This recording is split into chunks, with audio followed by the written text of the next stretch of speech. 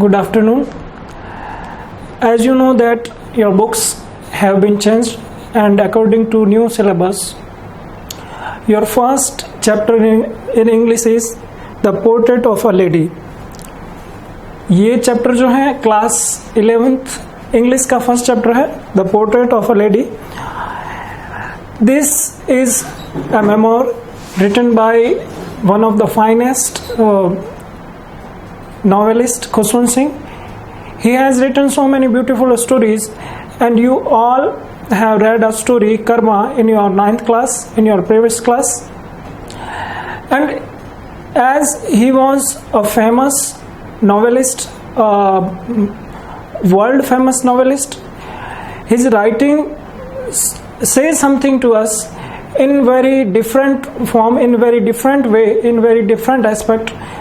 So ये जो story है उन्होंने लिखी है the portrait of a lady.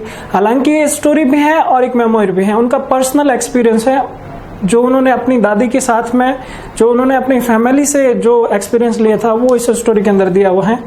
तो इस स्टोरी को पढ़ाते टाइम जो बीच में ग्रामेटिकल पोर्शन ऐसे आएंगे जिनको मुझे लगेगा कि समझाना बहुत ज़्यादा ज़रूरी है, उसको भी मैं आपके साथ में डिस्कस करूंगा. और साथ में इस स्टोरी को, इस मेमोरी को, मेमोरी कहते हैं पर्सनल एक्सपीरियंस को, अपनी जो डायरी में हम जो चीज़ें ऐसी लिखते हैं जो हमारी पर्सनल होती हैं या हमारी फैमिली से रिलेटेड होती हैं, जो नॉन फिक्शनल होती हैं, जो फिक्शन नहीं होता है, जिसको हम सोच के मनगढ़ंत तरीके से नहीं लिखते हैं बल्कि उसमें कुछ सच्चाई होती है, that is called non fiction. और इस नॉन फिक्शन का एक पार्ट है मेमोरी. मेमोरी का जो ये एक स्टोरी फॉर्म में आपको दिया हुआ है चैप्टर, उसका नाम है the portrait of a lady, जो लिखा है खुशवंत सिंह ने. The portrait of a lady, इसका मतलब हुआ कि एक लेडी का एक चित्र. पोर्ट्रेट का मतलब तो चित्र होता है, लेकिन यहाँ पे कोई पर्टिकुलर फोटो नहीं है बल्कि अपने ही वर्ड से, अपने शब्दों से इस स्टोरी को उन्होंने लिखा है, इस मेमोरी को उन्होंने लिखा है, इस पोर्ट्रेट को उन्होंने बनाने की कोशिश की है. जब हम वन बाय वन एक एक वर्ड इस मेमोरी का पढ़ते हैं तब हमें पता चलता है कि वो आखिर उनकी दादी दिखती कैसी थी, किस तरीके से उनकी दादी का बिहेवियर था, क्या क्या चीज़ें उनकी दादी ने उनके लिए की, किस तरीके से वो ग्रो अप हुए अपनी दादी के साथ में, ये सारी चीज़ें इसमें दी हुई हैं. तो मैं स्टार्ट करता हूँ. My grandmother, like everybody's grandmother, was an old woman. She had been old and wrinkled for the 20 years that I had known her. People said that she had once been young and pretty and had even had a husband. अब ये कह रहे हैं कि मेरी दादी जो है, हर एक इंसान की, हर एक की दादी जो होती हैं जिस तरीके से बूढ़ी होती हैं, क्योंकि ग्रैंड माँ तो बूढ़ी होती हैं, तो हर एक ग्रैंड माँ की तरह मेरी भी दादी बूढ़ी थी. She had been old and wrinkled for the 20 years that I had known her. लगभग 20 सालों से मैं उनको जानता आ रहा था, मैं उनको 20 सालों से ऐसा ही देखता आ रहा था कि उनका चेहरा जो है, उनकी बॉडी है वो wrinkled थी, काफी सिकुड़ी हुई, काफी झुर्रियों वाला उसका फेस था और वो काफी बूढ़ी थी. यानी 20 सालों से वो पोइट के, ये ऑथर कह रहे हैं कि मैं उनको 20 सालों से जानता आ रहा हूँ, 20 साल से मैं उनको देखता आ रहा था. मेरी दादी जो है वो बूढ़ी थी. और people said that she had once been young and pretty and had even had a husband. अब वो कह रहे हैं लोग उनको ऐसा कहते थे कि किसी जमाने में उनकी जो दादी हैं उनके एक हस्बैंड भी था, और वो दादी जो है बहुत ज्यादा जवान थी, बहुत ज्यादा सुंदर दिखती थी. ये ऑथर ने तो हमेशा उनको बूढ़ा ही देखा था, लेकिन जो लोग उनको पहले से जानते थे, जिन लोगों ने उनको यूथ में, यंग एज में देखा था, उनको सबको मालूम था कि उनकी दादी जो है बहुत ज्यादा प्रीटी, बहुत ज्यादा सुंदर दिखती थी. और but that was hard to believe, लेकिन ये बिलीव करना बहुत ज्यादा जो है वो मुश्किल था. यहाँ पे आपके वर्ड आया है hard to believe, hard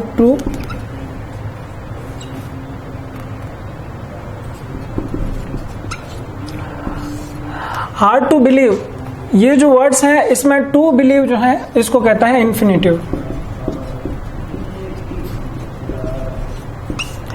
infinitive कहते हैं किसी भी टेंस के अंदर जो वर्ब चेंज नहीं होती हैं, कैसे भी सिचुएशन, जिसका टेंस से, जिसका पर्सन से इफेक्ट नहीं पड़ता है, उसको कहता है इन्फिनेटिव. वर्ब की फर्स्ट फॉर्म के आगे टू लगा हो और उसका टेंस के कारण कोई इफेक्ट नहीं पड़े, पर्सन के कारण कोई इफेक्ट नहीं पड़े, उसको कहता है. जैसे एक मैं सेंटेंस आपको लिख के दे रहा हूं.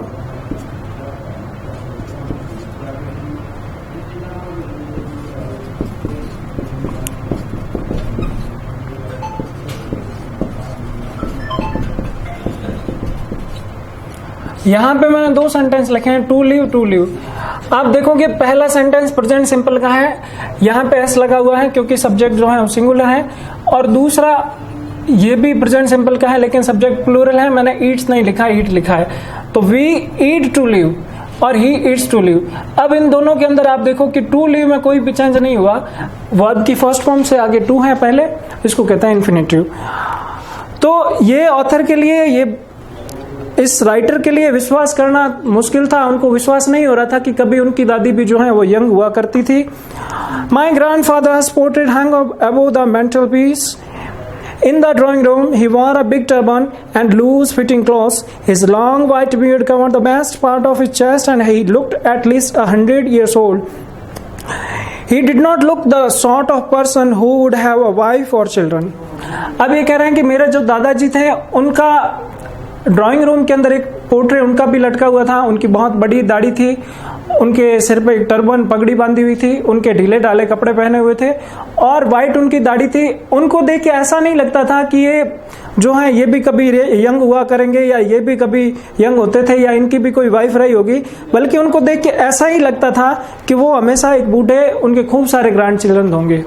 यानी उनको देख के ऐसा नहीं, उनके दादाजी का जो पिक्चर था उनको जब उन्होंने देखा, his long white beard covered the best part of his chest and he looked at least 100 years old.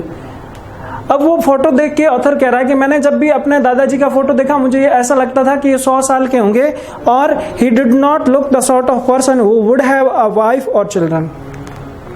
और उनको देख के ऐसा बिल्कुल भी नहीं लगता था कि इनके भी वाइफ और बच्चे होंगे, बल्कि he looked as if he could only have lots and lots of grandchildren.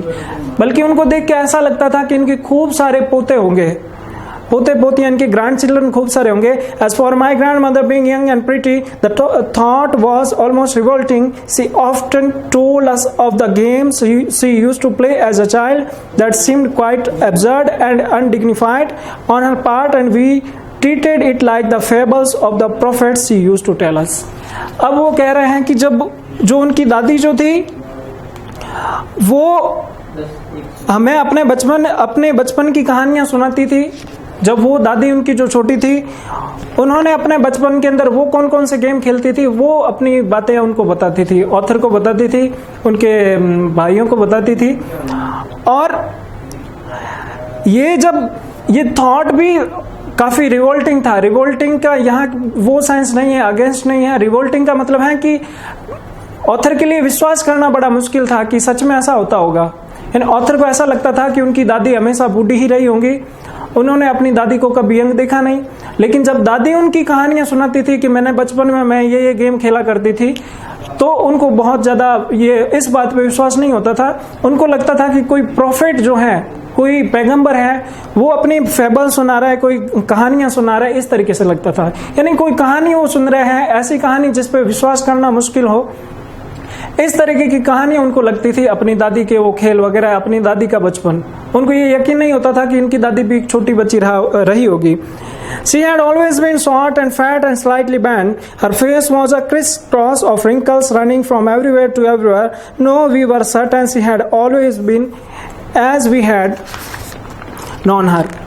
अब वो कह रहे हैं कि मेरी दादी जो है वो अभी उनकी पोजीशन कैसी थी कि वो थोड़ी मोटी थी, झुकी हुई थी, स्लाइटली बेंड थी, और उनके फेस पे खूब सारे लाइंस थी। झुर्रियों के कारण लाइन बन जाती है पूरे चेहरे पे, पूरी बॉडी पे उनके लाइंस थी।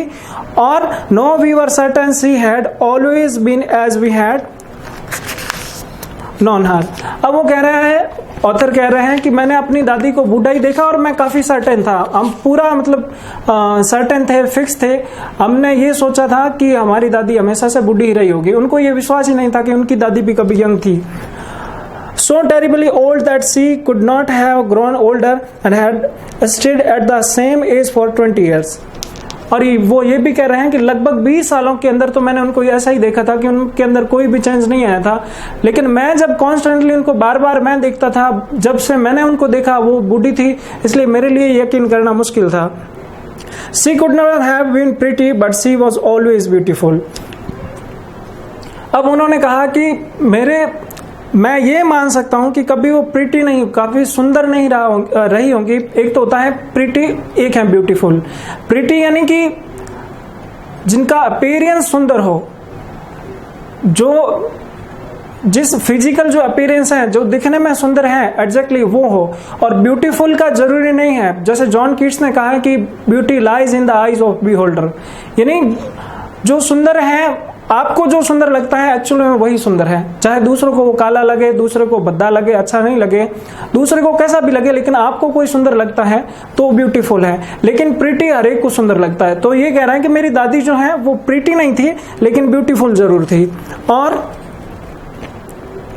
she hobbled about the house in spotless white with one hand resting on her waist to balance her stoop and the other telling the beads of the rosary of her rosary. Her silver locks were scattered untidily on her pale puckered face and her lips constantly moved in inaudible prayer. Yes, she was beautiful. She was like the winter landscape in the mountains, an expanse of pure white serenity, breathing peace and contentment. अब वो कह रहे हैं कि उनकी जो दादी हैं वो एक हाथ अपनी कमर पे रखती थी, पूरे घर में घूमती थी वो, और वो अपनी रोजरी, अपने जो क्यारियां होती हैं, गार्डन होते हैं, उसमें उसका ध्यान रखती थी। और साथ ही साथ में वो कॉन्स्टेंटली बार बार एक ऐसी प्रेयर बोला करती थी जो दूसरों को सुनाई नहीं दे, लेकिन वो बार बार किसी ना किसी प्रेयर के वो बार बार रिपीट करती जाती थी, बार बार एक प्रेयर को बोलती जाती थी।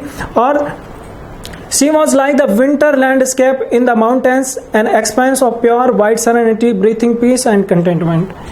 अब उनकी दादी जो कैसी लगती थी, उन्होंने और ज्यादा उनको एक्सप्लेन किया है। वो कह रहे हैं कि दादी इस तरीके से लगती थी जैसे एक माउंटेन पे, एक विंटरी माउंटेन पे, एक सर्दी की ऋतु में जो माउंटेन होते हैं किस तरीके से व्हाइट और किस तरीके से शांत होते हैं, किस तरीके से उनका लैंडस्केप होता है, जिस तरीके की शांति उन माउंटेन्स के अंदर दिखती है, वैसी की वैसी एक शांति, एक कंटेंटमेंट। कंटेंटमेंट कहते हैं संतोष को। एक होता है सेटिस्फैक्शन, एक होता है कंटेंटमेंट।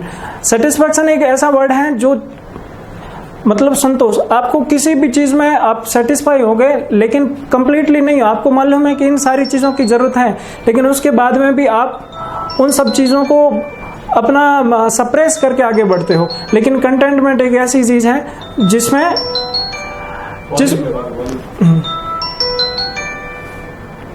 वॉल्यूम फोन का वॉल्यूम बटन दबाओ। हाँ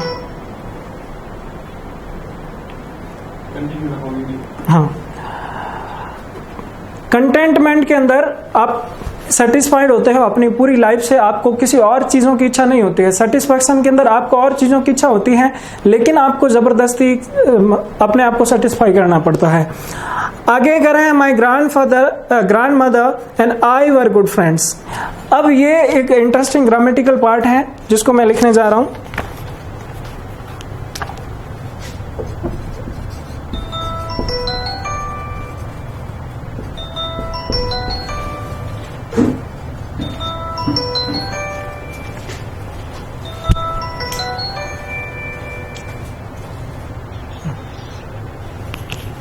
फोन उठ गया, बंद कर देना ना।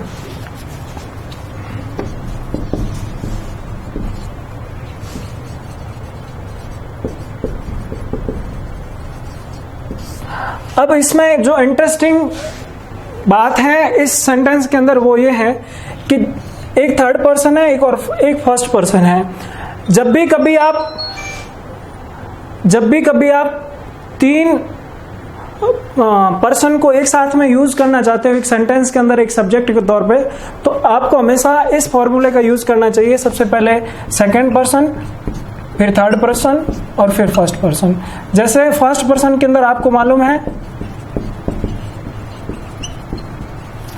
आई और बी, सेकंड पर्सन यू और third person he, she, it, they, name। First person है आई और वी, सेकंड पर्सन है यू, थर्ड पर्सन है ही, सी, इट, दे और नेम। आपको किसी भी सेंटेंस में इनको यूज करना है तो कैसे करोगे? सबसे पहले आप लिखोगे जब भी कभी सिंगुलर हो, सिंगुलर सब्जेक्ट का यूज करना हो तो आप सबसे पहले लिखोगे यू, फिर ही, एंड आई आर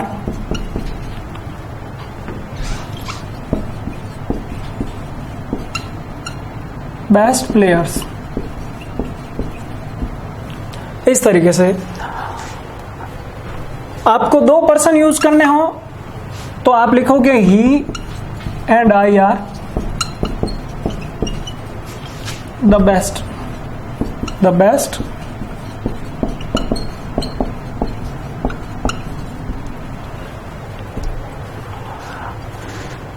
और आपको इन दोनों का यूज करना हो, यानी कहने का मतलब यह है कि सबसे पहले आपको सेकंड पर्सन लगाना है, फिर थर्ड पर्सन और फिर फर्स्ट पर्सन। कब? जब सिंगुलर हो। लेकिन प्लूरल की कंडीशन के अंदर आपको 1 2 3 का फॉर्मूला यूज करना है। प्लूरल होने पर जैसे we, you and they are going to Delhi.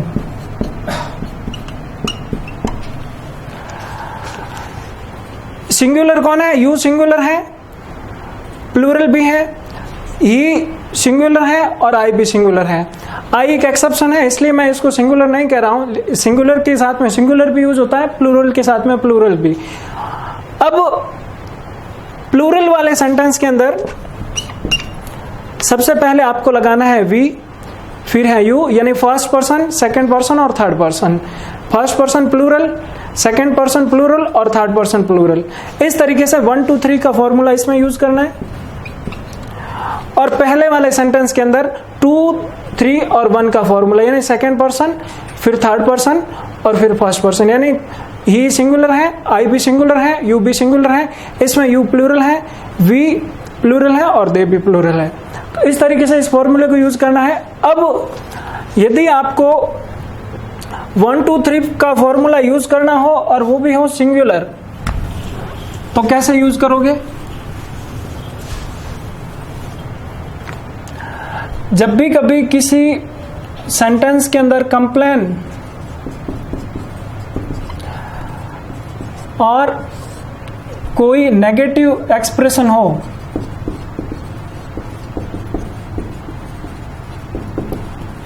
तो 1 2 3 का फॉर्मूला यूज होगा। जैसे I, you and he have done this mistake. Negative expression या कंप्लेन का, जिसमें भी कभी कंप्लेन की बात हो, या I, you and he have